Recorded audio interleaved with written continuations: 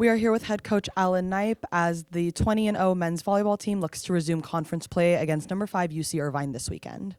Awesome. Well, thanks for being here. And yeah, when I look back on last week, what stands out the most to me is the transfer of all our training and blocking. I thought we were systematically the best at blocking that we have been all season long. And not just system-wise, but I thought some guys who have been working on some specific areas of blocking did a really, really nice job right from the opening bell. So what I'm hoping for is having another highly intentional week of training and hopefully transfer that over onto Friday and Saturday night. You know, one thing that I thought was good for last week playing NJIT was that we had to play them back-to-back. So even though it wasn't a Big West, it had a Big West feel of playing the same team twice, which we don't do a whole lot. And then and now we get back into Big West play, and we host Irvine here on Friday and there on Saturday. Obviously a super talented team with the reigning player of the year, so always good and well-trained team. So look to get right back in the thick of the best conference in America for volleyball. Coach, you saw maybe the best that NJIT has played this year, and you've been seeing teams kind of ramp it up against a team like you, and it's not something that you haven't seen before. But what have you been able to kind of say to your team to kind of maybe stem the tide and maybe manage emotions during those games? Well, I think that's it's been like that for years now, and I think that in reality it's not just something we say. We have a tremendous amount of respect for the teams that we play and for the talented players they have, and they're more than capable of coming in and playing good volleyball. So our goal is we can't control how they're going to respond and how their energy level or any parts of the game that is in their own gym.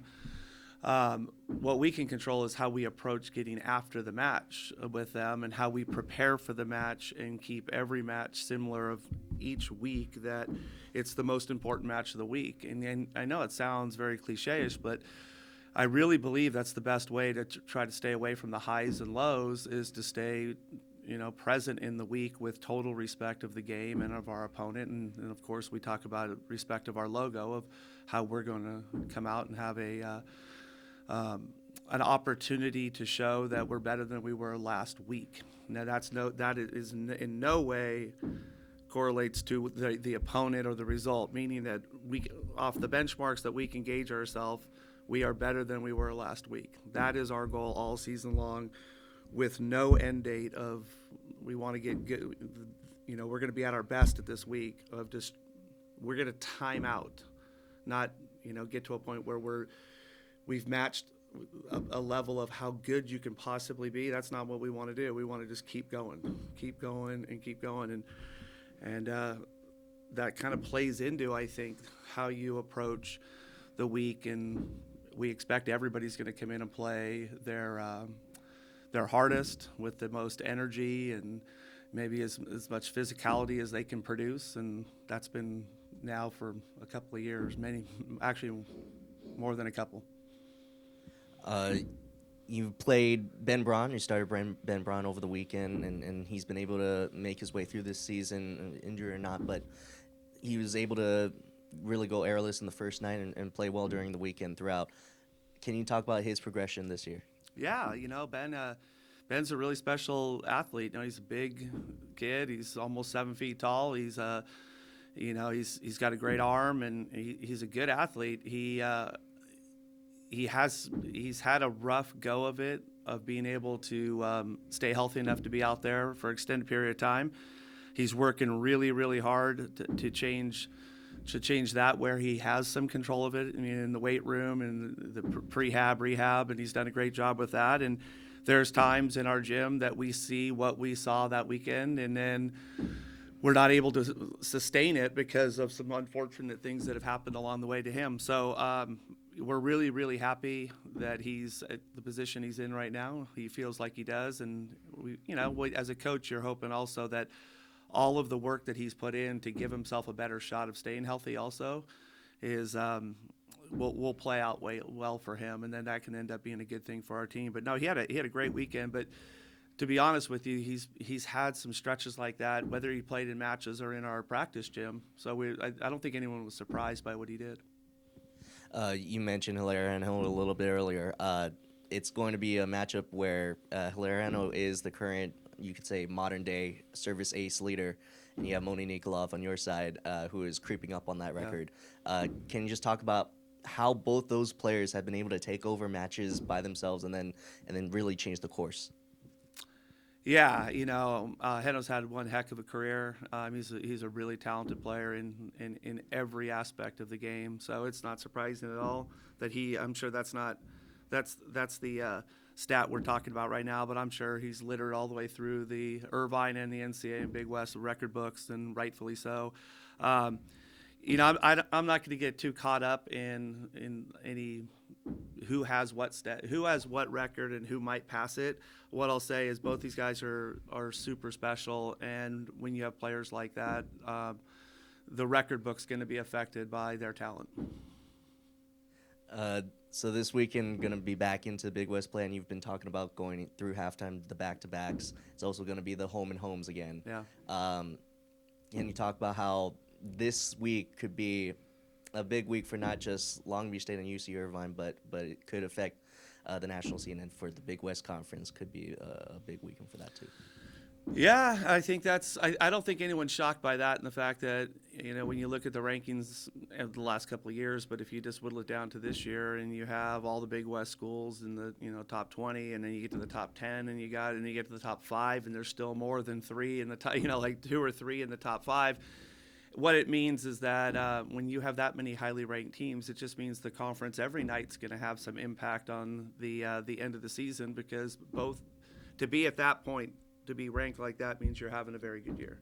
And that means all the teams in the Big West are having a good year, which means all the matches in the Big West are going to feel like they have even more implication than years past, maybe. I don't know. But for us, we just very, very grateful to be in a conference that produces play on a nightly basis that replicates what you want to play in at the end of the year. I do want to highlight last match. I think you were able to get to a dig number that is higher than usual, and back row play seems improved throughout defensively. Other than passing, we've already talked about that. But can you talk about your back rows play, whoever is back there, to be able to dig balls and keep rallies alive? We've been seeing a lot longer rallies. Yeah, well, what I said earlier is really true, and that is the intentional training of our block. And when I say blocking, it's blocking defense, right? We're working on both parts of it. It just seems like for most of the season, there's been a significant push offensively more than anything in practice. And when you have a newer setter, and that's really going to be the case, getting everybody comfortable. And I really feel like a couple of weeks ago, I made the comment to my staff, like we're nowhere close to where we can be blocking defense wise, even though we're pretty good. I really think we need to put a big emphasis on that going down the stretch. So I think it's a lot easier to dig balls when I think we're making significantly better reads, and I think technically we're maybe a little bit better, but also when the block and the defense are connected. Sometimes we're digging a lot of balls, and that's great, but that's also maybe because we're not making very good blocking moves, and there's a lot of balls coming through. And sometimes you're not digging a lot of balls because you're blocking a lot of balls. But I don't think that either one of those were true all the time. I think it was kind of a little random for a while. So I feel like we're getting some better touches at the net, or creates, whether we're blocking it, touching it, and transitioning, or creating good dig opportunities. And then when we do get those dig opportunities, I think we're getting a better quality dig.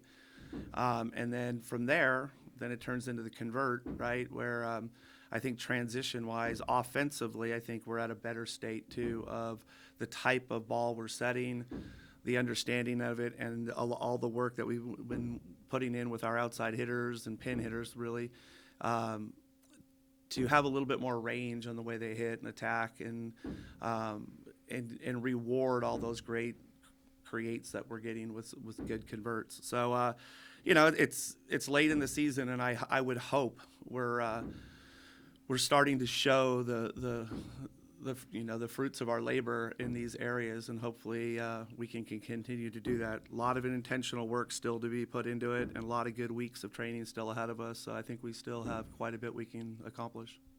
Thank you, Coach. Good luck this Awesome. weekend. Thank you. Appreciate it, guys. Was that too bad with the noise?